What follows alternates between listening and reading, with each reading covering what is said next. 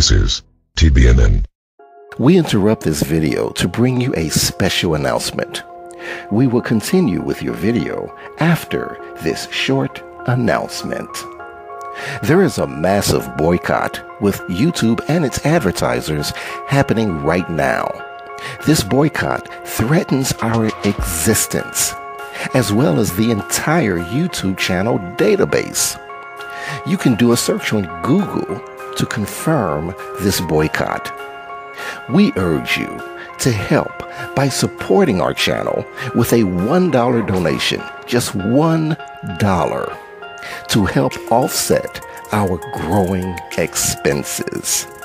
Our staff is working diligently to keep you informed and up to date on events and intel that you have grown accustomed to receiving. Our staff produce over 70 videos on a daily basis in English and in Spanish. This is a tremendous undertaking. This is why we use a computerized voice, because of the massive amount of information we provide for you. We accept PayPal donations, and our donation link is below in our description. When the boycott is over, we'll let you know. This is a serious situation for YouTube and its advertisers.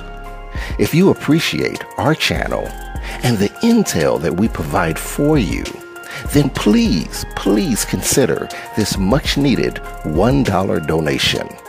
I want to personally thank you in advance for your support. And now, here is your scheduled video. Pentagon experiences communications breakdown. By Ellen Mitchell. On two separate occasions this month, the military has sent out information that was either misleading or unauthorized.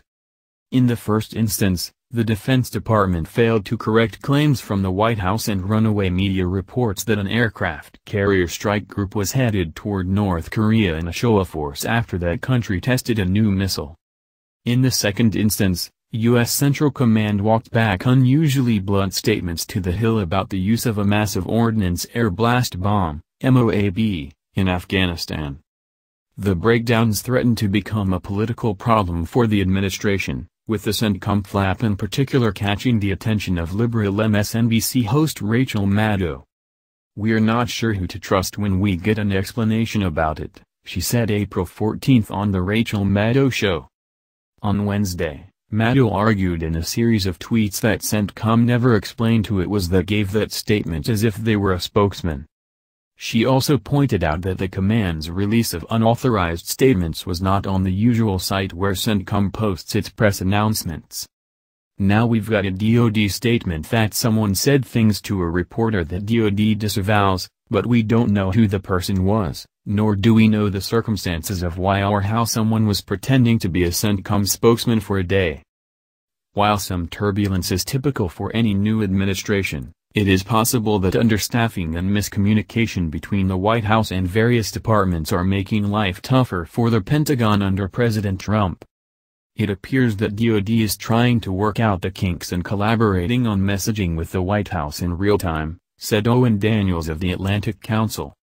DoD is in the position of reacting to the news cycle and White House statements, which could be a side effect of understaffing. It's also possible that DoD is trying to minimize its contradiction of the White House, where possible, to project unified, consistent messaging to both partners and adversaries.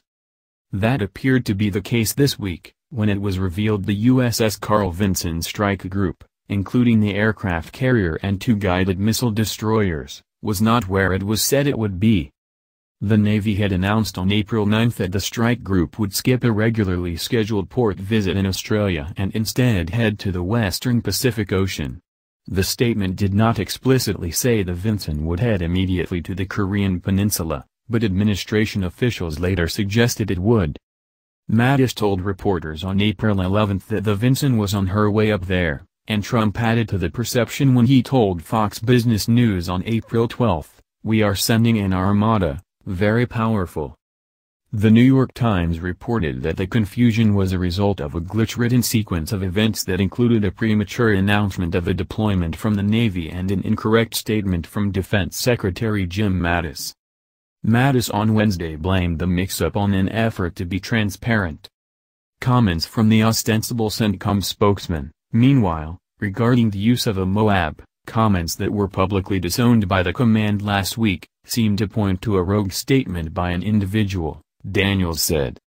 But Daniels added that the use of such language could point to institutional unclarity on how best to communicate effectively the new administration's strategy. A senior congressional staff member also blamed the disorder on a deficit of political appointees that should be in place to coordinate with the White House on routine messages. "I've been telling people nobody's home at DoD," the staff member told The Hill.